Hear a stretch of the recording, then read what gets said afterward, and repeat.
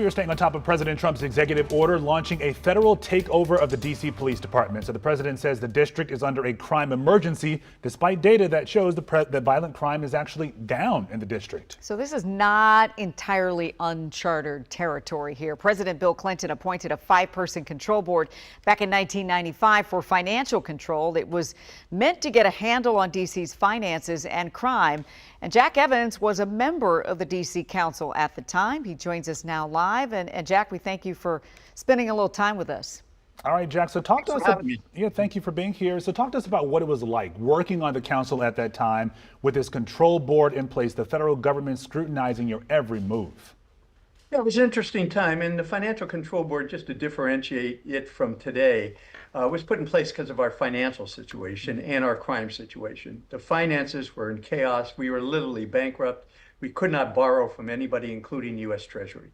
The control board was put in place to allow us to begin to fix that problem. And secondly, we were the murder capital of the country. 1994, we had over 500 homicides. The city was abandoned, literally, and in chaos. So, and the control board was put in place mainly to make the decisions, number one, the council couldn't make or wouldn't make. Today is vastly different. Today our finances are fine. Crime doesn't come even close to what it was in 1995. But during the control board era, the council and the mayor still existed, but the 5-member board really made all the decisions. Anything we did, we passed laws, had to go through the control board. In the crime area, they had 2 individuals, Steve Harlan and Connie Newman. I happened to head the Judiciary Committee at the time. The 3 of us worked very closely. We hired a new police chief, Chuck Ramsey. We redid the entire police department, the PSA system that is in existence today. We did that. And Tony Williams, our future mayor, former mayor, was the CFO and started the process of rebuilding our finances. But we were under the control board. Camille Barnett was appointed as the executive director. She was, in fact, the mayor, and she directed the government agencies. But also keep in mind, if that model were to resurface, the government agencies still existed and did all the grunt work that we do in the government, picking up the trash, trimming the trees, filling the potholes, et cetera, et cetera. So this government needed to be there and was there. And we went through the recovery and came out the other end, a much stronger city. And I would say in 2018, we were the most dynamic city in America. Our crime was one of the lowest. Our finances were the best. We were a AAA rated city. So it was an experience the city almost needed to go through. Very different from today.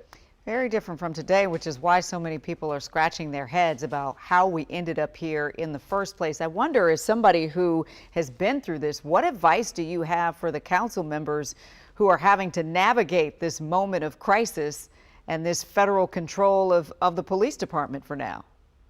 It's a different situation and you know, unfortunate situation. I would rather have the president not stepped in and quote federalized the police and the National Guard. And my advice for the mayor, the council members is, you know, we don't have a lot of cards to play. The president, the Republicans control the House, the Senate, the presidency, all the Supreme Court, the federal courts. I mean, we really don't have a lot of cards to play. So the best thing I would recommend is to try and work with the federal government through this process and get them out of here as quickly as possible.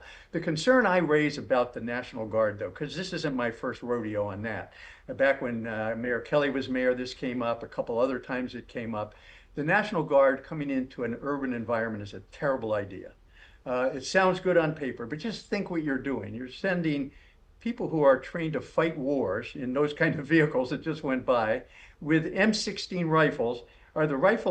Are they loaded? Do they have live ammunition? Can the soldiers shoot at people? Imagine having a shootout on the streets of Washington between soldiers and people who are in the neighborhoods. It's just a terrible idea.